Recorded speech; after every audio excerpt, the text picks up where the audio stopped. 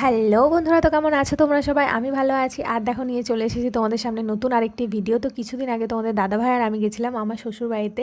তো সকাল সকাল ঘুমের থেকে উঠে চলে এসেছি আমাদের খেতে। এই যে বাড়ি, আর সামনে দেখো বাড়ির সামনে এই যে জমি, ফাঁকা জমিতে কাকু অনেক আলু লাগিয়েছে।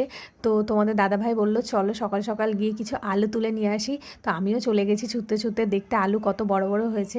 নিজেদের ক্ষেত থেকে কিছু সবজি তোলার কিন্তু মজাই আলাদা, যায় বলো বন্ধুরা। তো গিয়ে দেখছি আলু একদমই বড় হয়নি, একদম ছোট ছোট আলু। তো দেখার পরে তোমাদের দাদাভাই আর আমার দুজনেরই মনটা খারাপ হয়ে গেল যে একটা আলু নিয়ে যেতে পারবো না। তো আমি বললাম যাকগে, গাছটা যেরকম ছিল আবার ওরকম বসিয়ে দাও। তো তোমাদের দাদাভাই আবার ওরকম বসিয়ে দিল। তারপরে তোমাদের একটু দেখিয়ে দিলাম গ্রামের পরিবেশটা। দেখো চারিদিকে কীরকম নারকেল গাছ আর সুপারি গাছ, এখানে কিন্তু বেশিরভাগ নারকেল গাছ আছে অনেক, আমি যা দেখলাম। তারপর দেখো তোমাদেরকে একটু কাকু পানের বরজ লাগিয়েছে, সেটাও তোমাদের দেখিয়ে দিলাম। কত সুন্দর পান ধরেছে। আমি কিন্তু বিয়ের পরেই প্রথম এরকম পানের বরজ দেখলাম, আগে কখনো দেখিনি।